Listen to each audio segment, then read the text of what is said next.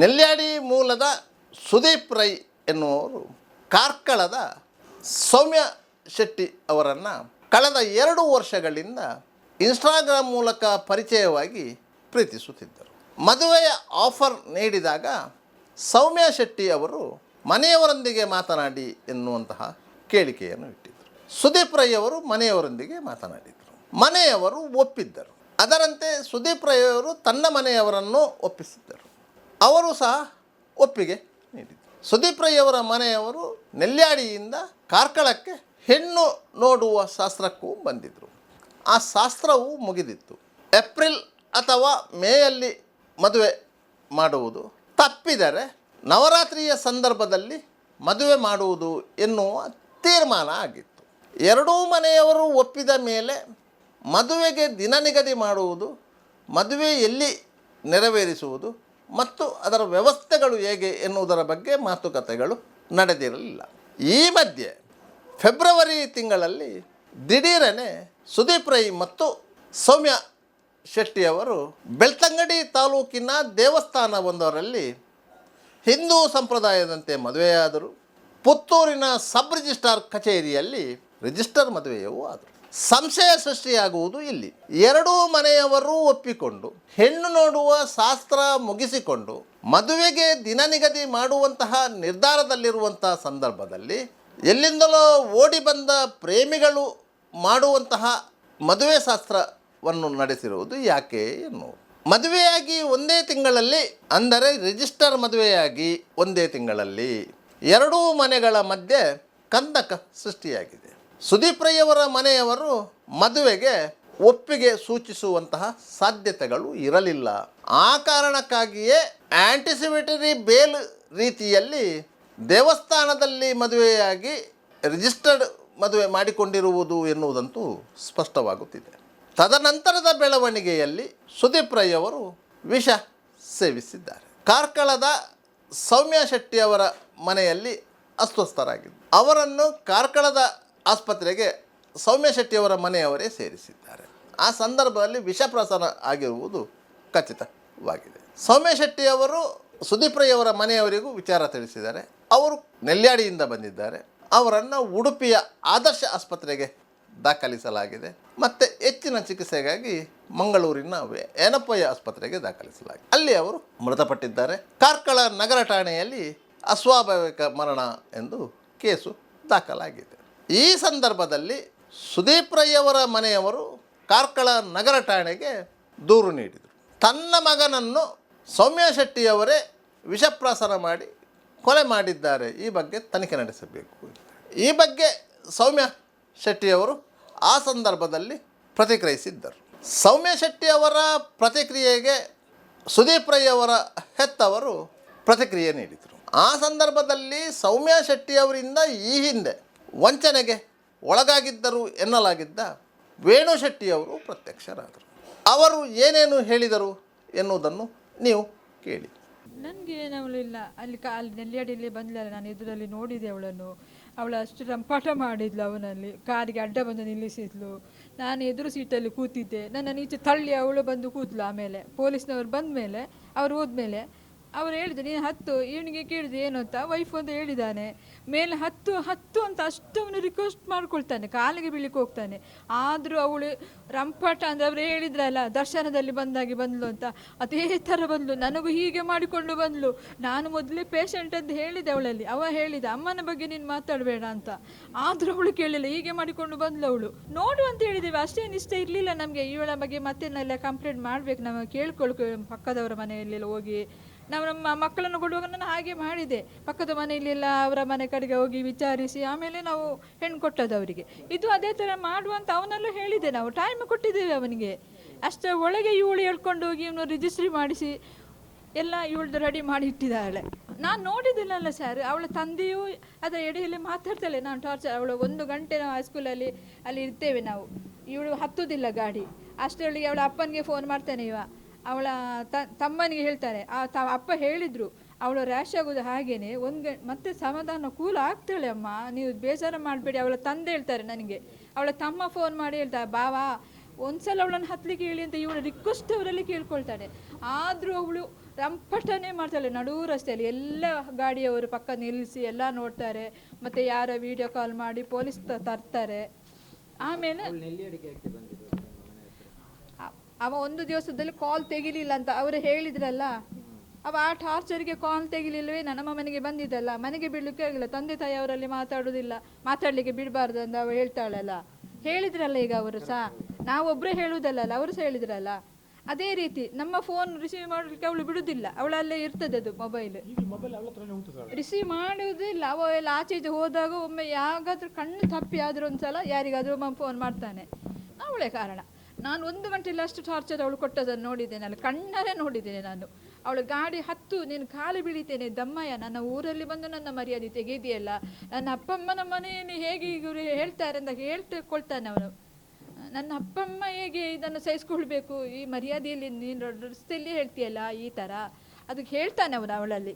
ಅವಳಿಗೆ ತನಿಖೆ ಆಗಬೇಕು. ಇನ್ನು ಯಾರಿಗೂ ಯಾವ ತಂದೆ ತಾಯಿಯವ್ರಿಗೆ ಈ ಥರ ಮಾಡಬಾರ್ದು ಅವಳು. ಇನ್ನು ಎಷ್ಟೋ ಮಂದಿಗೆ ಮಾಡಿದರೆ ಹೇಳಿದ್ರಲ್ಲ, ಹೆಸರು ಹೇಳುವುದಿಲ್ಲ ಗೊತ್ತಾಗ್ತದೆ ಅಂತ. ಹಾಗೆ ಇನ್ನು ಯಾರಿಗಾಗು, ನಮ್ಮ ಮಗನನ್ನು ಕೊಂದೇ ಬಿಟ್ಲಲ್ಲ ಈ ಥರ ಮಾಡಿ. ನಾನು 1 ಗಂಟೆಯಲ್ಲಿ ನೋಡಿದ್ದು. ಅಲ್ಲೇ ನಾವು ಗಾಡಿ ನಿಲ್ಲಿಸಿ, ಆಮೇಲೆ ನನಗೆ ಸ್ವಲ್ಪ ನೋವು ಬಂತು, ಇಲ್ಲಿ ನೀರು ತಂದು ಕೊಟ್ಟ ಮಗ. ಆಮೇಲೆ ಹೇಳಿದೆ, ಅಮ್ಮ ನೀ ಸಮಾಧಾನ ತಕ್ಕೋ ಅಂತ. ಅದು ನಾನು ಹೇಳಿದೆ, ನಾವು ದೈವದ ಮನೆಗೆ ಹೋಗುವವರಲ್ಲ ಮಗ, ಹೋಗುವ ಅಂತ. ಇವಳು ಬಿಡುವುದಿಲ್ಲ, ಅವಳನ್ನು ಮಾತಾಡಲಿಕ್ಕೆ ಬಿಡುವುದಿಲ್ಲ ಇವಳನ್ನು. ಮತ್ತು ಸ್ವಲ್ಪ ನಂತರ ಏನೋ ಹೋದ, ಅಲ್ಲಿ ರಾತ್ರಿ ಆಯಿತು. ಇವಳಂತೂ ಹೊತ್ಕೊಂಡು ಹೋಗ್ಬೇಕಲ್ಲ, ನನ್ನನ್ನು ಅಲ್ಲಿ ಬಿಟ್ಟ ಅರ್ಧದಲ್ಲಿ ರಾತ್ರಿ. ಅದು ಸಹ 8 ಗಂಟೆ ರಾತ್ರಿ ಆಯಿತು, ಅಲ್ಲಿ ಬಿಟ್ಟು ಆಮೇಲೆ ಒಂದು ಯಾರೋ ಆಟೋ ಬರಲಿಕ್ಕೆ ಹೇಳಿ ಆಮೇಲೆ ಅಲ್ಲಿಂದ ನಾನು ನನ್ನ ಅಪ್ಪನ ಮನೆಗೆ ನಾನು ಹೋದದ್ದು ರಾತ್ರಿ. ಅದು ಸಹ ಅವಳಿಗೆ ಶಿಕ್ಷೆ ಆಗಲೇಬೇಕು. ಈ ಥರ ಮಾಡಿ ಇನ್ನು ಯಾರಿಗೂ ಮಾಡಬಾರ್ದು, ಶಿಕ್ಷೆ ಆಗಲೇಬೇಕು. ನಾನು ಅದೇ ಕೇಳೋದು ಎಲ್ಲ ಅಪ್ಪ ಅಮ್ಮನಂದಿರಿಗೆ. ಎಷ್ಟು ನೋವಾಗಿದೆ ಅವಳಿಂದ, ಇದು ಗೊತ್ತಾಯ್ತಲ್ಲ ಈಗ ನಿಮಗೆ. ಇನ್ನು ಯಾರಿಗೂ ಆಗಬಾರ್ದು. ನಾನು ಅದೇ ರಿಕ್ವೆಸ್ಟ್ ಕೇಳೋದು. ನನ್ನ ಮಗನನ್ನು ಕೊಂದೇ ಬಿಟ್ಲು, ನಮಗೆ 2 ಹೆಣ್ಣು 1 ಗಂಡಿತ್ತು ಆಧಾರ ಸ್ತಂಭ, ಅದನ್ನೇ ಅವಳು ಮುರಿದು ಬಿಟ್ಲು. ಇನ್ನು ನಾವು ಯಾರೆಂತ ಹೇಳುವುದು, ಇದಕ್ಕಿಂತ ಎಂತ ಹೇಳುವುದು ನಾವು ಹೇಳಿ ನೀವು. 2/26 ನನ್ನ ಮಗನಾದ ಬಿ ಸುದೀಪನು ಕಾರ್ಕಳದ ಬಂಗ್ಲೆಗುಡ್ಡೆ ನಿವಾಸಿ ಸೌಮ್ಯ ಎಂಬ ಹುಡುಗಿಯನ್ನು ರಿಜಿಸ್ಟರ್ ಆಗಿದ್ದೇನೆ ಅಂತ ಹೇಳಿ ಬೇರೆಯವರ ಮುಖಾಂತರ ನಮಗೆ ತಿಳಿದು ಬಂತು. ಆದರೆ ಇದು ತಡವಾಗಿ ತಿಳಿದು ಬಂದಿರೋ ವಿಷಯ. 17/3/26 ನಮ್ಮ ಮನೆಗೆ ಬಂದು ನೆಲ್ಯಾಡಿಪೇಟೆಯಲ್ಲಿರುವ ಸಂತ ಜಾರ್ಜ್ ಹೈಸ್ಕೂಲಿನ ಪಕ್ಕ ಸೌಮ್ಯ ತನ್ನ ಆಕ್ಟಿವದಲ್ಲಿ ಬಂದು ಗಲಾಟೆ ಮಾಡಿರುತ್ತಾಳೆ. ನನ್ನ ಮಗ ಮತ್ತು ನನ್ನ ಹೆಂಡತಿಯು ಕಾರಿನಲ್ಲಿ ಬೆಳ್ತಂಗಡಿಗೆ ಅವರ ತಂದೆಯ ಮನೆಗೆ ಪೂಜೆಗೆ ಹೋಗುವ ಸಂದರ್ಭದಲ್ಲಿ ಇವಳು ಅಡ್ಡ ಕಟ್ಟಿ ಇಲ್ಲದ ಸಲ್ಲದ ಆರೋಪ ಮಾಡಿ ಅವ್ಯಾಚ ಶಬ್ದಗಳಿಂದ ನಿಂದಿಸಿ ಕೊಲೆ ಬೆದರಿಕೆಯನ್ನು ಕೂಡ ಒಡ್ಡಿದ್ದಾರೆ. ಅಲ್ಲದೆ ಇದಕ್ಕೆ ಯಾರೋ ಒಬ್ಬರು ಪೊಲೀಸ್ನವರಿಗೆ ತಿಳಿಸಿ ಪೊಲೀಸ್ನವರು ಕೂಡ ಅಲ್ಲಿ ಸ್ಥಳಕ್ಕೆ ಬಂದಿದ್ದಾರೆ. ಅದರ ಬಗ್ಗೆ ನಮ್ಮ ಹತ್ರ ಮಾಹಿತಿ ಇದೆ. ಒಂದು ವೇಳೆ ನಿಮಗೆ ಮಾಹಿತಿ ಬೇಕಾದಲ್ಲಿ ನೆಲ್ಯಾಡಿಯ ಸಂತ ಜಾರ್ಜ್ ಶಾಲೆಯ CC ಕ್ಯಾಮರಾ ಅಥವಾ ಅದರ ಅಕ್ಕಪಕ್ಕದಲ್ಲಿ CC ಕ್ಯಾಮರಾವನ್ನು ನೀವು ಪರಿಶೀಲಿಸಿದರೆ ನಿಮಗೆ ಎಲ್ಲ ವಿಚಾರಗಳು ಗೊತ್ತಾಗ್ತದೆ. ಎರಡನೇದಾಗಿ ನನ್ನ ಮಗ 17ನೇ ತಾರೀಕಿಗೆ ಅವನು ನನ್ನ ಹೆಂಡತಿ ಜೊತೆಯಲ್ಲೇ ಹೋಗಿದ್ದು. ಆದರೆ ಇವಳು ಟಾರ್ಚರ್ ಸಿಕ್ಕಾಪಟ್ಟೆ ಕೊಟ್ಟು 17ರಂದೇ ಅವಳು ವಿಷಪಾಯಸ ಆಹಾರದಲ್ಲಿ ಸೇರಿಸಿದಳೆ ಅಂತ ನಮ್ಮ ಅನುಮಾನ. ಮತ್ತು ಏನಂತ ಹೇಳಿದರೆ ಇವಳು 21ರಂದು ತಾರೀಕಿಗೆ ಆಸ್ಪತ್ರೆಗೆ ಸೇರಿಸಿಲ್ಲ, ಗಜರಿ ಆಸ್ಪತ್ರೆ ಕಾರ್ಕಳಕ್ಕೆ. ಆ ಕಾರ್ಕಳಕ್ಕೆ ಆಸ್ಪತ್ರೆಗೆ ಸೇರಿಸಿದ ವಿಚಾರವನ್ನು ನಮಗೆ ತಿಳಿಸಿಲ್ಲ. 22ನೇ ತಾರೀಕಿಗೆ ನನ್ನ ಅಕ್ಕನ ಮಗನಿಗೆ ತಿಳಿಸಿದ್ದಾರೆ. ಏನಂತ ಹೇಳಿದರೆ ಗಜರಿ ಆಸ್ಪತ್ರೆಗೆ ಡೆಂಗಿ ಜ್ವರದ ಬಾಬ್ತು ನಾವು ಆಸ್ಪತ್ರೆಗೆ ಸೇರಿಸಿದ್ದೇವೆ ಅಂತೇಳಿ. ಮತ್ತು ಯಾವುದೇ ವಿಚಾರವನ್ನು ತಿಳಿಸಿಲ್ಲ. 22ನೇ ತಾರೀಕಿಗೆ ನಾನು, ನನ್ನ ಪತ್ನಿ ಮತ್ತು ನನ್ನ ಅಕ್ಕನ ಮಗನ ಪತ್ನಿ 4 ಜನ ಸೇರಿ ಹೋದಾಗ ಇವರು ನಮ್ಮ ಹತ್ರ ಯಾರೂ ಮಾತಿಲ್ಲ. ಆಸ್ಪತ್ರೆಯಲ್ಲಿ ನನ್ನ ಮಗ ಸೌಮ್ಯಳ ತಾಯಿ, ಸೌಮ್ಯಳ ತಂದೆ, ಸೌಮ್ಯಳ ತಮ್ಮ ಇದ್ದರು, ಇಷ್ಟು ಜನ. ಆಮೇಲೆ ಸ್ವಲ್ಪ ಒಂದು 10 ನಿಮಿಷ ನಂತರ ಸುದೀಪನನ್ನು ಸೌಮ್ಯಳ ತಾಯಿ, ಸೌಮ್ಯಳ ತಮ್ಮ ಬೇರೆ ಆಸ್ಪತ್ರೆಗೆ ಕರ್ಕೊಂಡು ಹೋದ್ರು. ನಮ್ಮ ಹತ್ರ ಮಾತಾಡೋಕ್ಕೆ ಅವಕಾಶ ಕೊಟ್ಟಿರಲಿಲ್ಲ. ಇದಕ್ಕೂ ಬೇಕಾದರೆ ಅಲ್ಲಿಯ CC ಕ್ಯಾಮರಾವನ್ನು ನೀವು ಪರಿಶೀಲಿಸಬಹುದು. ಆಮೇಲೆ ನಮಗೆ 22ನೇ ರಾತ್ರಿ ಸಾಧಾರಣ ಒಂದು 12 ಗಂಟೆ ನಂತರ ನನ್ನ ಅಕ್ಕನ ಮಗನಿಗೆ ವಾಪಸ್ ಕಾಲ್ ಮಾಡಿ ಹೀಗೆ ಅವನಿಗೆ ಚಿಕಿತ್ಸೆ ಇಲ್ಲಿ ಆಗೋದಿಲ್ಲ, ಒಂದು ಉಡುಪಿ ಕರ್ಕೊಂಡು ಹೋಗಬೇಕು, ಇಲ್ಲದ್ರೆ ಮಂಗಳೂರು ದೇರಳಕಟ್ಟೆ ಕರ್ಕೊಂಡು ಹೋಗಿ ಅಂತ ಹೇಳಿದ್ರಂತೆ. ಆವಾಗ ನಾನು ಒಂದು ಹೇಳಿದೆ, ಏಕೆಂದರೆ ನಮಗೆ ರಿಜಿಸ್ಟರ್ ಆಗಿದ್ದಂತೂ ಬಿಲ್ಕುಲ್ ನಮಗೆ ಗೊತ್ತಿಲ್ಲ. ಆಗ ನಾವು ಸಡನ್ನಾಗಿ ನಾವು ಏಕಾಗಿ ಕರ್ಕೊಂಡು ಹೋಗಿದ್ದರೆ ನಮಗೆ ಸಮಸ್ಯೆ ಆಗ್ಬೋದು. ಅದಕ್ಕೆ ಅವಳನ್ನು ಬರ್ಕೊಡ್ಲಿ. ಏನಂತ ಹೇಳಿದರೆ ಬೇರೆ ಆಸ್ಪತ್ರೆಗೆ ಕರ್ಕೊಂಡು ಹೋಗೋದಕ್ಕೆ ನಮ್ಮ ಏನು ಅಭ್ಯಂತರ ಇರೋದಿಲ್ಲ, ಒಂದು ಸೆಂಟೆನ್ಸ್ ಸೇರಿಸಿ ಬರ್ಕೊಡ್ಲಿ, ನಾವು ಎಲ್ಲಿ ಬೇಕಾದ್ರೆ ಕರ್ಕೊಂಡು ಹೋಗ್ಬೋದು ಅಂತ. ಮತ್ತು ಮಾರನೇ ದಿವಸ ನನ್ನ ಇನ್ನೊಬ್ಬ ಅಕ್ಕನ ಮಗ ಫೋನ್ ಮಾಡಿದ್ದಾನೆ ಸುದೀಪನ ಮೊಬೈಲಿಗೆ. ಸುದೀಪ್ನ ಮೊಬೈಲ್ಗೆ ಫೋನ್ ಮಾಡುವಾಗ ಯಾರೋ ಮಾತಾಡಿದ್ದಾರೆ, ಸುದೀಪಿಗೆ ಸ್ವಲ್ಪ ಹುಷಾರಿರಲಿಲ್ಲ, ಯಾರೋ ಮಾತಾಡಿ ಈಗ ಕಜಾರಿಯ ಆಸ್ಪತ್ರೆ ಇಲ್ಲ, ಉಡುಪಿ ಆದರ್ಶ ಆಸ್ಪತ್ರೆಯಲ್ಲಿ ನಾವು ಸೇರಿಸಿದ್ದೇವೆ ಅಂತ. ನಾವು ಆಸ್ಪತ್ರೆಗೆ ಹೋದಾಗ ಅಲ್ಲಿ ಚಿಂತಾಜನಕ ಸ್ಥಿತಿಯಲ್ಲಿ ಇತ್ತು ಸ್ವಲ್ಪ. ಆಮೇಲೆ ಸ್ವಲ್ಪ ಔಷಧಿ ಎಲ್ಲ ನಾವು ಹೋದ್ಮೇಲೆ ಅವನಿಗೆ ಪ್ಲಾಸ್ಮಾ ಥೆರಪಿ ಅದೆಲ್ಲ ಮಾಡಿದ್ದು ನಾವು ಹೋದ್ಮೇಲೆ. ಆಮೇಲೆ ನಮಗೆ ಅಲ್ಲಿ ಪ್ರವೇಶ ಮಾಡೋಕ್ಕೆ ಅಂದರೆ ಸ್ವಲ್ಪ, ಯಾಕಂದರೆ ಇವಳು ಜೊತೆಯಲ್ಲಿದ್ದಾಳೆ, ನಮ್ಮನ್ನು ಯಾವುದಕ್ಕೂ ಬಿಡ್ತಾ ಇಲ್ಲ ಅಲ್ಲಿ, ಯಾವುದೇ ವಿಚಾರಕ್ಕೆ ಇವಳದೇ ಎಲ್ಲ ಎಲ್ಲಿತ್ತು. ಆಮೇಲೆ ಸಾಧಾರಣ ನಾವು ಎಲ್ಲ ಡಾಕ್ಟರ್ ಹತ್ರ ರಿಕ್ವೆಸ್ಟ್ ಮಾಡಿ ನಮ್ಮನ್ನು ಬಿಟ್ಟಿದ್ರು ಮತ್ತೆ ಒಳಗಡೆ. ಅದಾದ ನಂತರ ಒಂದು 3 ಗಂಟೆ ಹೊತ್ತಿಗೆ ಪೊಲೀಸ್ನವ್ರು ಬಂದು 2 ಸಾರಿ ಸ್ಟೇಟ್ಮೆಂಟ್ ತೊಗೊಂಡ್ರು. ಕಜೇರಿ ಆಸ್ಪತ್ರೆಯಲ್ಲಿ ಬಂದಾಗ ಪೊಲೀಸ್ನವ್ರು ಫಸ್ಟ್ ತಗೋಬೇಕಿತ್ತು, ಅಲ್ಲಿನೂ ತೊಗೊಂಡಿಲ್ಲ. ಈಗ ನಿನ್ನೆ ಸುದ್ದಿವಾಹಿನಿಯರಿಗೆ ಇದೇ ಸೌಮ್ಯ ಇದು ಕೊಡ್ತಾಳೆ ಸ್ಟೇಟ್ಮೆಂಟ್ ಏನಂತ ಹೇಳಿದರೆ, 16ನೇ ತಾರೀಕಿಗೆ ಸುದೀಪು ಬೆಳ್ತಂಗಡಿಯಲ್ಲಿ ಪಾಯ್ಸನ್ ತೊಗೊಂಡಿದ್ದಾನೆ, 19ನೇ ತಾರೀಕು ದಿವಸ ಅವನಿಗೆ ವಿಷ ಪಾಯ್ಸನ್ ಆಗಿದೆ, 21ನೇ ತಾರೀಕಿಗೆ ಡೆಂಗಿ ಜ್ವರ ಬಂದಿದೆ. ಅವಳು ನಿನ್ನೆ ಕೊಟ್ಟ ಸ್ಟೇಟ್ಮೆಂಟಲ್ಲಿ ಅದು ಉಂಟು, ನೀವು ಪರಿಶೀಲಿಸ್ಬೋದು, ಗೊತ್ತಾಯ್ತಲ್ಲ. ಹಾಗಾದರೆ 16ನೇ ತಾರೀಕಿಗೆ ಇಲ್ಲಿಗೆ ಯಾವುದು ಪಾಯ್ಸನ್ ಆಗಿದೆ ಅಂತ ಹೇಳಿದರೆ 21ನೇ ತಾರೀಕಿಗೆ ಫುಡ್ ಪಾಯ್ಸನ್, 19ನೇ ತಾರೀಕಿಗೆ ಫುಡ್ ಪಾಯ್ಸನ್ ಆಗೋದು ಹೇಗೆ? 21ನೇ ತಾರೀಕಿಗೆ ಇವಳಿಗೆ ಡೆಂಗಿ ಜ್ವರ ಬರೋದು ಹೇಗೆ ಇವನಿಗೆ?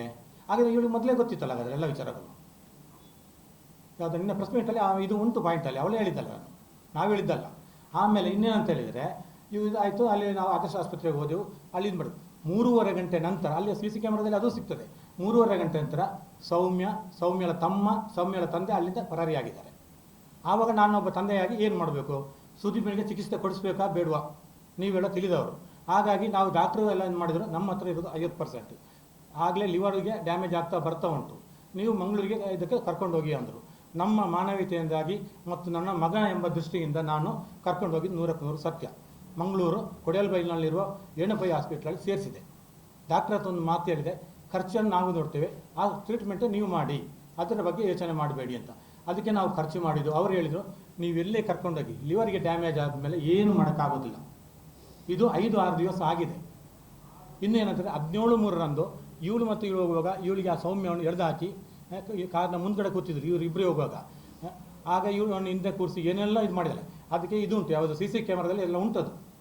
ಪೊಲೀಸ್ನವರಲ್ಲಿ ಬಂದಿದ್ದು, ಕೆಲವರು ವಾಟ್ಸಪ್ ಮಾಡಿದ್ದು, ನಮ್ಮ ಮನೆಯಲ್ಲಿ ಪಕ್ಕದವ್ರ ಹತ್ರ ಇವಳು ಬಂದು ಇದು ಮಾಡಿದ್ದು, ಒಂದು 10 ರೂಪಾಯಿ ಒಂದು ಕಡೆ ಗೂಗಲ್ ಪೇ ಮಾಡಿದ್ದಾಳೆ ನೀರಿನ ಬಾಟ್ಲಿಗೆ ಅಪ್ಪು ಶೆಟ್ಟಿ ಅಂತೇಳಿ. ಎಲ್ಲ ಥರದ ನಮಗೆ ಹಿಂಸೆ ಕೊಟ್ಟಿದ್ದಾಳೆ ಅವಳು. ಮತ್ತು ಮದುವೆ ವಿಚಾರದಲ್ಲಿ ಫಸ್ಟಿಗೆ ಒಬ್ಬನನ್ನು ಮದುವೆ ಆಗಿದ್ದಾಳೆ, ಡೈವರ್ಸ್ ಆಗಿದೆ. ಎರಡನೇ ಸಂಜೀವ್ ಕುಮಾರ್ ಅಂತ ಏನೋ ಇರಬೇಕು, ಅವನ ಮೇಲೆ ಇವಳು ಕಂಪ್ಲೇಂಟ್ ಕೊಟ್ಟಿದ್ದಾಳೆ ಪೊಲೀಸ್ ಸ್ಟೇಷನ್ ಇದರಲ್ಲಿ ಸರ್, ಪಾಂಡವೇಶ್ವರ ಪೊಲೀಸ್ ಸ್ಟೇಷನ್ದಲ್ಲಿ. ಹೀಗೆ ಅವರ ತಂದೆ ತಾಯಿ ನನಗೆ ಚಿನ್ನ ಎಲ್ಲ ನಮ್ಮದು ದೋಚಿದರು, ಏನೆಲ್ಲ ಹಿಂಸೆ ಕೊಟ್ಟಿದ್ದಾರೆ ಅಂತ. ಅದು ಕೋರ್ಟ್ ನಡೀತಾ ಇತ್ತು. ಮೊನ್ನೆ ಜನವರಿ 14/1/26ಕ್ಕೆ ಜಡ್ಜ್ಮೆಂಟ್ ಆಗಿದೆ ಅದು, ಆದರೆ ಡೈವರ್ಸ್ ಆಗಿಲ್ಲ ಇನ್ನು ಅದರಲ್ಲಿ. ಮತ್ತು ಇವರು ಈಗ ಬಂದಿದ್ದಾರೆ, ಇವರು ಅವರು ಕಡೆಯರೆ ಯಾರು ಸೌಮ್ಯದಿಂದ ನೊಂದವರು ಇವರು. ಇನ್ನೂ ಸುಮಾರು ಜನರಿಗೆ ಇವರಿಗೆ ತೊಂದರೆ ಆಗಿದೆ. ನಮ್ಮಂತೂ ಒಂದು ಜೀವ ಹೋಗಿದೆ, ಅದಕ್ಕೆ ಹೋದ ಜೀವ ಮತ್ತೆ ಮರಳಿ ಬರುವುದೇ ಇಲ್ಲ ಯಾವುದೇ ಕಾರಣಕ್ಕೂ. ಆದರೆ ನಮ್ಮಂಥ ತಂದೆ ತಾಯಿಗೆ ಇನ್ನು ಯಾವುದೇ ಕಾರಣದಿಂದ ಅವಳಿಗೆ ಅನ್ಯಾಯ ಆಗಬಾರ್ದು ಅಂತೇಳಿ ನಿಮ್ಮ ಹತ್ರ ಕೈ ಮುಗಿದು ಕೇಳ್ತೇನೆ. ನಿಮಗೂ ಮಾನವೀಯತೆ ಇದೆ, ನಮಗೂ ಮಾನವೀಯತೆ ಇದೆ. ಇವತ್ತಿದ್ದ ಮನುಷ್ಯ ನಾಳೆ ಇರುವುದಿಲ್ಲ. ಆದರೆ ಸೌಮ್ಯಲಂಥ ಹುಡುಗಿ ಇನ್ನು ಮುಂದೆ ಯಾರು ಅವಳ ಅನ್ನಿ ಟ್ರಾಫಿಕ್ ಗ್ಯಾಂಗಲ್ಲಿ ಸಿಕ್ಕಾಕೊಂಡು ಒದ್ದಾಡುವಂಥ ಪರಿಸ್ಥಿತಿ ಯಾರಿಗೂ ಬರಬಾರ್ದು. ಇದು CC ಕ್ಯಾಮ್ರಾದಲ್ಲಿ ನೋಡಿ, ಅವನು ಎಂಥ ಇದರಲ್ಲಿದ್ದ, ಅವನು ಅವತ್ತು ಇವಳು ಬೈಯುವಾಗ ಅವನ ಕಣ್ಣ ನೀರು ಹಾಕಿದನ್ನು ನೋಡಿ ನೀವು. ಎಂಥ ಇದ್ದವರಿಗೂ ಇವಳಿಗೆ ಗಾಲ್ ಬ್ಲಡರ್ ಅಂತ ಹೇಳಿದರೆ ಪಿತ್ತಕೋಶದ ಕಲ್ಲಿನ ಆಪರೇಷನ್ ಆಗಿದೆ, ಇವಳಿಗೂ ಇದು ಮಾಡಿ ಎಳೆದು ಹಾಕಿದ್ದಾಳೆ. ಆಗ ರಿಪೋರ್ಟ್ ನೋಡಿ, ಒಂದು ನೋಡಿ ಇಷ್ಟು ದಪ್ಪ ಇದೆ ತಂದೆಯವೆಲ್ಲ, ಅದನ್ನು ನೋಡಿದರೆ ನಿಮಗೆ ಅರ್ಥ ಆಗ್ತದೆ ಇವಳ ಪರಿಸ್ಥಿತಿ ಹೇಗೆ ಅಂತ. ಆದರೂ ಮಾನವಿತ ಅವನು ರಿಕ್ವೆಸ್ಟ್ ಮಾಡಿದಂತೆ ಯಾರ ಸೌಮ್ಯನ ತಂದೆ ತಾಯಿ ಹತ್ರ, ಒಂದು ನನ್ನನ್ನು ಬಿಟ್ಟುಬಿಡಿ, ಒಂದು ಸರಿ ಬಿಟ್ಟುಬಿಡಿ, ನಾನು ಬಂದು ಮಾತಾಡುವ ಅಂತ. ಆದರೂ ಇವಳು ಬಿಟ್ಟಿಲ್ಲ. ನೀವೇ ಎಲ್ಲರೂ ಇಷ್ಟು ಜನ ಸೇರಿದ್ರಲ್ಲ, ನೀವೇ ಇದಕ್ಕೆ ಉತ್ತರ ಕೊಡಿ. ನಮ್ಮ ಹತ್ರ ಇನ್ನೂ ಹೆಚ್ಚಿನ ಮಾತಾಡೋದು ಏನಿದೆ ಇವಳು ಮಾಡುವಂಥ ಒಂದು ಇದಕ್ಕೆ. ಆಮೇಲೆ ನಾವು ಇಲ್ಲಿಗೆ ಪೊಲೀಸ್ ಕಂಪ್ಲೇಂಟ್ ಮಾತ್ರ ನಾವು ಕೊಡುವಾಗ ಸ್ವಲ್ಪ ಲೇಟ್ ಆಗಿದೆ. ಯಾಕಾಗಿದೆ ಅಂತಂದರೆ ಇವಳು ಹೇಳಿದ್ರು ನನಗೆ ತೊಂದರೆ ಆಗ್ತಿದೆ, ಬೇಡ ನನಗೆ ಒಂದು ಮರ್ಯಾದೆಯಲ್ಲಿದೆ. ಇವಳಿಗೆ ನನಗೆ ಮದುವೆಯಾಗಿ 32 ವರ್ಷ ಆಯಿತು. ಈ 32 ವರ್ಷದಲ್ಲಿ ಇವಳು ಪೊಲೀಸ್ ಮೆಟ್ಲು ಹತ್ತಿಲ್ಲ, ತಾಲೂಕಾಸು ಮೆಟ್ಲು ಹತ್ತಿಲ್ಲ, ಯಾವುದೇ ಇದಕ್ಕೆ ಹೋಗಿಲ್ಲ, ಗೊತ್ತಾಯ್ತಲ್ಲ. ಹಾಗೆ ಇವಳು ಸ್ವಲ್ಪ ಮರ್ಯಾದೆಗೆ ಅಂಜಿದ್ಲು. ಆಗ ನಾನು ಸ್ವಲ್ಪ ಹಿಂದೆಟ್ಟು ಹೊಡೆದಿದ್ದು ಹೌದು, ಸ್ವಲ್ಪ ತಡವಾಗಿ ನಾವು ಕಂಪ್ಲೇಂಟ್ ಕೊಟ್ಟಿದ್ದು 26ನೇ ತಾರೀಕಿಗೆ ಕಾರ್ಕಳ ನಗರದಲ್ಲಿ ನಾವು ಕೊಟ್ಟಿದ್ದು ಹೌದು.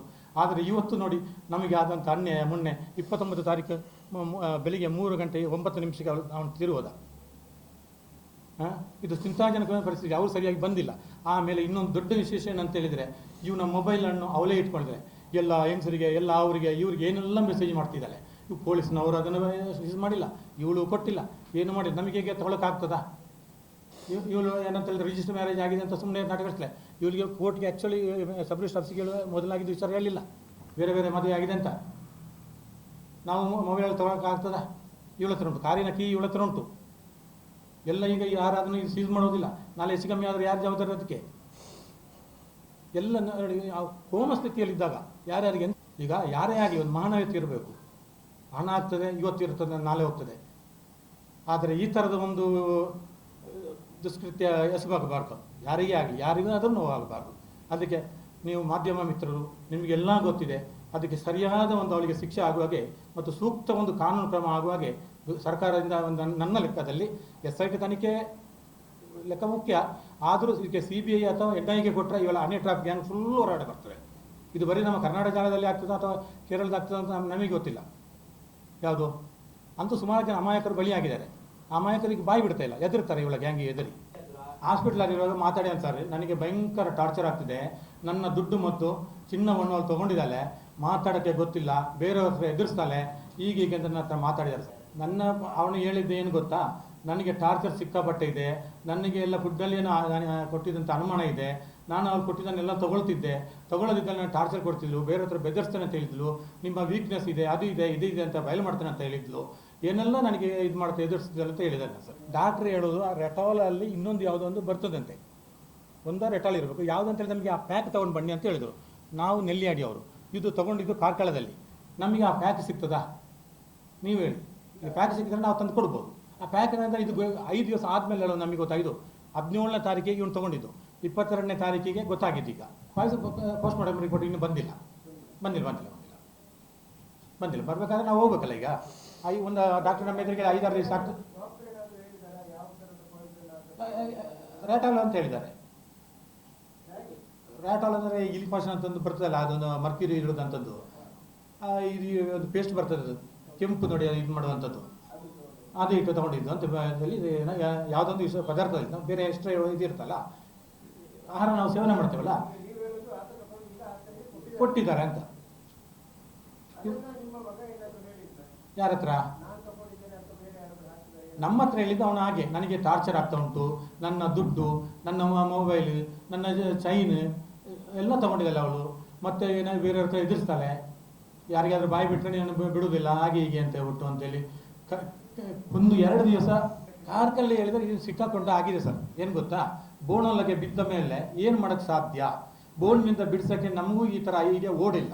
ಅವತ್ತು ಏನಂತ ಹೇಳಿದ್ರೆ, ಇನ್ನೊಂದು ನಿಮ್ಮ ಹತ್ರ ಸತ್ಯ ಹೇಳ್ಬೇಕಾದ್ರೆ, ಒಂದು ರೋಡಲ್ಲಿ ಇವಳು ನಿಂತಿದ್ರು ನಮ್ಮ ಊರಲ್ಲಿ, ಇನ್ನೊಂದು ಇವನು ನೋಡಿ ಇನ್ನೊಂದು ರೋಡಲ್ಲಿ ಇವರಿಬ್ಬರು ನಾನಿದ್ದಿರಲಿಲ್ಲ, ಇವಳು ಮತ್ತು ಅವನಿದ್ದಿದ್ದು.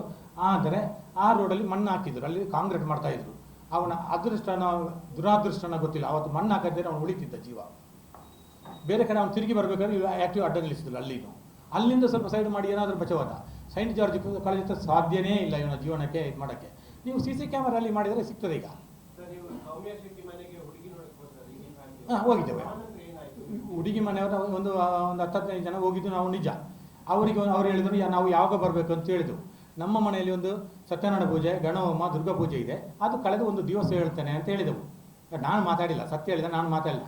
ನಾನು ಅಲ್ಲಿ ಕೈ ಕಟ್ಟಿ ಸುಮ್ಮನೆ ಕೂತು ನನಗೆ ಅಲ್ಲಿ ಅಂದರೆ ಇವ್ರದ್ದೆಲ್ಲ ನನ್ನ ಮಾತಾಡಿದ್ರೆ ಅಂತ ನಾನೇನು ಮತ್ತೆ ನಮ್ಮ ಇವಳ ಅಪ್ಪ ಇದರಲ್ಲಿ ನಾವು ಅವ್ರ ಜೊತೆ ಹೋದರೆ ನಾವು ಮಾತಾಡ್ಬೇಕಂತ ಅವ್ರು ಹಿರಿಯರು, ಅವರಿಗೆ ಗೊತ್ತಿರುತ್ತೆ ಅಂತೇಳಿ ಅವರೇ ಮಾತಾಡೋದು. ಮತ್ತು 16ನೇ ತಾರೀಕಿಗೆ ಮಾರ್ಚ್ 16ನೇ ತಾರೀಕಿಗೆ ಇರಬೇಕು. ಅವರು ನಮ್ಮ ಮನೆಗೆ ಬಂದಿದ್ದರು. ಮನೆಗೆ ಬಂದಾಗ ಅವರ ಮನೆಯಲ್ಲಿ ಕೋಲ ಉಂಟು. ಏಪ್ರಿಲ್ ನಂತರ ನಾವು ಏನೋ ತೀರ್ಮಾನ ಮಾಡಿಲ್ಲ, ನವಂಬರ್ಗೆ ಏನೋ ಎಂಗೇಜ್ಮೆಂಟ್ ಇಟ್ಕೊಳ್ಳೋಣ ಅಂತ ಎಲ್ಲ ಅವ್ರು ಹೇಳಿದರು. ಆಮೇಲೆ ನಾನು ಇವನ ಹತ್ರ ಒಂದು ಮಾತು ಹೇಳಿದೆ, ಮದುವೆ ವಿಚಾರ. ಈ ಮದುವೆ ವಿಚಾರದಲ್ಲಿ ನಾವು ಯಾವಾಗಲೂ ಅವಸರ ಮಾಡಬಾರ್ದು. 4 ಜನರ ಹತ್ರ ವಿಚಾರಿಸ್ಬೇಕು. 1 ಡೇ ಕ್ರಿಕೆಟ್ ಆಡೋದಲ್ಲ, ಎಲ್ಲರ ಹತ್ರ ನಾವು ಸೇರಿಸಿ ಒಂದು ವಿಚಾರಿಸ್ಬಿಟ್ಟು ನೀನು ಆಗಬೇಕು ಅಂತಲೂ ಹೇಳಲ್ಲ, ಆಗಬಾರ್ದು ಅಂತಲೂ ಹೇಳಲ್ಲ ಅಂತ ಹುಡುಗಿಯ ಮಾಹಿತಿ ನಮಗೆ ಈಗಿನ ಕಾಲದಲ್ಲಿ ಬೇಕೇ ಬೇಕು ಅಂತ ಹೇಳಿದೆ. ಹಾಗೆ ಅವನು ಆಯಿತು ಅಂತ ಹೇಳಿದ. ಯಾವುದು ಮತ್ತೊಂದು ಏನಂತ ಹೇಳಿದ್ರೆ, ಇವಳ ಹತ್ರ ಹೇಳಿದಂತೆ ಅಪ್ಪ ಹೇಳೋದ್ರಲ್ಲಿ ಸತ್ಯ ಇದೆ, ಸುಳ್ಳಲ್ಲ ಅಂತ ಹೇಳಿದಂತೆ. ಮತ್ತೆ ನಾವು ಮತ್ತೆ ಇನ್ನೂ ವಿಚಾರಕ್ಕೆ ಹೋಗಿಲ್ಲ. 17-16ಕ್ಕೆ ಮಾತಾಡಿದ್ದು. ಹೀಗೆ 17ನೇ ದಿವಸ ಪುತ್ರಲ್ಲಿ ಹೋಗಿ ಸಬ್ರಿಸ್ಟ್ ಮದುವೆ ಆಗಿದ್ದಾರಂತೆ ಅಂತ. ಇದು ನಾವು ಒಪ್ಪಿಗೆ ಕೊಟ್ಟಿಲ್ಲ. ಇವಳು ಮೊದಲೆಲ್ಲ ಆಗಿದ್ದ ವಿಚಾರವನ್ನು ಹೇಳಲಿಲ್ಲಲ್ಲ. ಈಗ ಸಂಜಯ್ ಕುಮಾರ್ಗೆ ಟಾರ್ಚರ್ ಕೊಟ್ಟಿದ್ದು, ಸಂಜಯ್ ಕುಮಾರ್ ಹತ್ರ ಅವ್ರ ತಂದೆ ತಾಯಿಗೆ ಟಾರ್ಚರ್ ಕೊಟ್ಟಿದ್ದಾರೆ. ಸಂಜಯ್ ಕುಮಾರನ್ನು ಡೈವರ್ಸ್ ಮಾಡಿಲ್ಲ. ಪ್ರಸಾದ್ ಪೂಜಾರಿ ಅಂತ ಏನಿರಬೇಕು, ಅವರ ಮದುವೆ ಬಗ್ಗೆ ವಿಚಾರ ಹೇಳಿಲ್ಲ. ಈಗ ಇವರು ಸ್ವಲ್ಪ ಇದಿತ್ತು, ಇವರಿಗೆ ಟಾರ್ಚರ್ ಕೊಟ್ಟಿದ್ದಾಳೆ, ಎಲ್ಲ ಮಾಡಿದ್ದಾಳೆ, ಅದರ ವಿಚಾರ ಹೇಳಿಲ್ಲ. ಇನ್ಯಾರು ಅವ್ರ ಪರ್ಮಿಷನ್ ಇಲ್ಲ, ನಾವು ಮಾತಾಡಕ್ಕೆ ಬರೋಲ್ಲ, ನಿಮಗೆ ಗೊತ್ತಲ್ಲ ವಿಚಾರ. ಬೇರೊಬ್ಬರು ನಾಟಕದವರಿಗೆ ಇದು ಮಾಡಿದ್ದಾಳೆ, ಅದರ ವಿಚಾರ ಬಂದಿಲ್ಲ. ಇನ್ನೇನೋ ಬೇರೆಲ್ಲ ಉಂಟು. ಇವನಿಗೆ ಎಲ್ಲರಿಗೂ ಕನ್ಫ್ಯೂಷನ್ ಆಗ್ತಿದ್ದಾನೆ, ಇವನು ಎಷ್ಟನೇ ಗಂಡ ಅಂತ. ಅವಳಿಗೂ ಗೊತ್ತಿಲ್ಲ, ನನ್ನ ಮಗನಿಗೂ ಗೊತ್ತಿಲ್ಲ. ಮಗ ಈಗ ತೀರಿ ಹೋಗಿ ಆಗಿದೆ ಆಲ್ರೆಡಿ, ಇನ್ನು ಮತ್ತೆ ಬರುವುದಿಲ್ಲ. ನಮಗೆ ಗೊತ್ತು, ನಾವು ನೋಡಿ ಸರ್ ತಿಳ್ಕೊಳ್ಳಿ, ನಾವು ನೆಲ್ಲಿಯಾಡಿಯವರು, ಇವಳಿರೋದು ಕಾರ್ಕಳದವರು. ನೆಲ್ಲಿಯಾಡಿ ಕಾರ್ಕಳದ ನಾವು ಕೃಷಿಕರು. ಒಂದನೇದಾಗಿ ನಮ್ಮ ಉದ್ದೇಶ ಏನು, ತೋಟಕ್ಕೆ ಹೋಗೋದು, ಫಸಲು ಬಂದಿದೆ ಅಂತ. ಇನ್ನು ಆ ಫಸಲನ್ನು ತೊಗೊಂಡೋಗಿ ಮಾರ್ಕೆಟಲ್ಲಿ ನಮಗೆ ಕ್ರಯ ಸಿಗ್ತದೆ ಅಂತ ನೋಡು. ನಮ್ಮಲ್ಲಿರೋದು ಎರಡೇ ತಲೆಯಲ್ಲಿ, 3 ತಲೆಯಲ್ಲಿ ಇರೋದ. ನಮಗೆ ಹುಡುಗಿಯರ ವಿಚಾರ ಮಾತಾಡೋಕ್ಕೋಗಲ್ಲ, ಹುಡುಗನ ವಿಚಾರ ಮಾತಾಡೋಕ್ಕೋಲ್ಲ. ಒಟ್ರಾಸ್ ನಮಗೆ ನಮ್ಮ ಜೀವನ ಮುಖ್ಯ. ಅಲ್ಲಿ ನಿಮಗೆ ಗೊತ್ತಿರುತ್ತೆ ಏನಂತಾರೆ, ಕೃಷಿಕರು, ಬಡಪಾಯಿಗಳು ಎಲ್ಲ ಅಂತ ಹೇಳ್ಬಿಟ್ಟು. ಹಾಗೆ ನಾವೇನೋ ದೊಡ್ಡ ಇದಲ್ಲ. ಹಾಗಾಗಿ ಇವನು ಹೊರಗಡೆ ಹೋಗ್ತಾನೆ. ಹೊರಗಡೆ ಹೋಗಿ ಎಲ್ಲಿ ಹೋಗಿದ್ದಾನೆ ಅಂತ ನಾವು ಕೇಳೋದಿಲ್ಲ. ಈಗೇನಂತ ಹೇಳಿದ್ರೆ, ಕೆಲವರಿಗೆಲ್ಲ ಒಂದು ಸುಳ್ಳು ಹೇಳೋಕ್ಕೆ ದೊಡ್ಡ ಸಾಧನ ಮೊಬೈಲ್ನೂ ಸಿಕ್ಕಿದೆ. ನಿಮಗೆ ಗೊತ್ತಿಲ್ಲ, ನೆಲ್ಯಾಡಿಯಲ್ಲಿ ಇದ್ದರು ಮಂಗಳೂರಲ್ಲಿ ಇದ್ದಾರೆ, ಮಂಗಳೂರಲ್ಲಿದ್ದರೆ ನೆಲ್ಯಾಡಿಯಲ್ಲಿ ಇದ್ದಾರೆ ಅಂತ ಹೇಳ್ತಾರೆ. ಹಾಗೆ ಇವನು ಮೊಬೈಲ್ ತೊಗೊಂಡು ಹೋಗ್ತಾನೆ. ಒಂದೊಂದು ಸರಿ ಇವನು ಏನಂತ ಹೇಳ್ತಾನೆ, ಲ್ಯಾಂಡ್ ಲಿಂಕ್ಸ್ ಅಂತ ಇವನು ಯಾರು ಮಾಡ್ತಾನೆ. ಏನಂತ ಹೇಳಿದರೆ 50 ಜಾಗ ತೋರಿಸ್ತಾನೆ, 1-2 ಜಾಗ ವ್ಯಾಪಾರ ಆಗ್ತದೆ ಉಂಟು, ಇಲ್ಲ ಅಂತ ಹೇಳೋಕ್ಕಾಗೋದಿಲ್ಲ. 50ರಲ್ಲಿ 1 ಆಗೋದು, ತಪ್ಪಿದರೆ 2 ಆಗೋದು, 50ಕ್ಕೆ 50 ಆಗೋದಿಲ್ಲ. ಹಾಗೆ ಇವನು ತಿರುಗಾಡ್ತಾನೆ. ಮತ್ತು ಇದು ಸ್ವಲ್ಪ ಸಣ್ಣ ಪುಟ್ಟ ಈ ಸೋಲಾರ್ ಇದ್ದರೆ ಅದು ರಿಪೇರಿ ಮಾಡೋಕ್ಕೆ ಹೋಗೋದು, ಅದು ಇದೆಲ್ಲ ಮಾಡೋಕ್ಕೆ ಹೋಗ್ತಾನೆ. ಜನಗಳಂದರೆ ಎಲ್ಲ ಕದಿಯೋದಿಲ್ಲ, ಮೋಸ ಮಾಡೋದಿಲ್ಲ. ಮತ್ತು ಸ್ವಲ್ಪ ಸುಳ್ಳು ಹೇಳ್ಬೇಕಾಗ್ತದೆ. ಜೀವನಕ್ಕೆ 100ಕ್ಕೆ 100 ಇವನು ಸತ್ಯ ಹೇಳ್ತಾನೆ ಅಂತ ನಾನು ಹೇಳಕ್ಕೆ ಹೋಗೋದಿಲ್ಲ. 100ಕ್ಕೆ 90-92% ಸತ್ಯ ಹೇಳ್ತಾನೆ. ಒಂದು 7-10% ಸುಳ್ಳು ಹೇಳ್ಬೇಕಾಗ್ತದೆ. ನಾನೇ ಹೇಳ್ತೇನೆ, ಯಾಕಂದರೆ ನನಗೆ ಸಾಲ ಇದೆ ಅಂತ ಕೆಲವರು ಕೇಳೋದು, ನಾನು ಸಾಲ ಇಲ್ಲ ಅಂತ ಹೇಳ್ತೇನೆ. ಆ್ಯಕ್ಚುಲಿ ಬ್ಯಾಂಕ್ನವ್ರು ನೋಟಿಸ್ ಬಂದ ಮೇಲೆ ನನಗೆ ಸಾಲ ಇದೆ ಅಂತ ವಾಕ್ಯರಿಗೆ ಗೊತ್ತಾಗೋದು. ಹಾಗೆ ಕೆಲವೆಲ್ಲ ನಾವು ವಿಚಾರ ಆಗ್ತದೆ. ಹಾಗೆ ಇವನು ಸ್ವಲ್ಪ ಇದು ಮಾಡ್ತಾನೆ. ಆದರೆ ಮೋಸ ಮಾಡಿದ್ರೆ ಮತ್ತೆ ಕುಡಿಯೋದಿಲ್ಲ, ಯಾವುದೇ ಬ್ಯಾಡ್ ಹ್ಯಾಬಿಟ್ಗೆ ಹೋಗಿಲ್ಲ. ಇದು ಇವನ ಲೈಫಲ್ಲಿ ಫಸ್ಟ್ ಸಿಕ್ಕಾಕೊಂಡ ಹುಡುಗಿ. ಕೆಲವರು ಮಾತಾಡಿಲ್ಲ, ಅದು ಇದಿಲ್ಲ ಅಂತ ಹೇಳೋಕ್ಕಾಗೋದಿಲ್ಲ. ಯಾವುದು ಇವನು ಬೇರೆ ಹುಡುಗಿ ಅಂತ ಮಾತಾಡಿದ ಇಲ್ವ ಅಂತ ನಾವು ಮನೇಲಿ ಇರೋದಲ್ವಾ. ಈಗ ನಾವು ಇವತ್ತು ಇಲ್ಲಿಗೆ ಬಂದು ವಿಚಾರಣೆ ಯಾರಿಗೂ ಹೇಳಕ್ಕೆ ಹೋಗಿಲ್ಲ. ಯಾಕೆಂತ ಹೇಳಿದರೆ, ನಾವು ಇಲ್ಲಿ ಬಂದಿದ್ದು ಪ್ರೆಸ್ ಮೀಟಿಂಗ್ ಅಂತ, ಅದನ್ನು ಇನ್ನೊಬ್ಬರಿಗೆ ಅದೇ ಒಂದು ಗೊಂದಲ ಆಗೋದು ಬೇಡ ಅಂತ ಹೇಳ್ಬಿಟ್ಟು ಇದು ಮಾಡಿದ್ವಿ.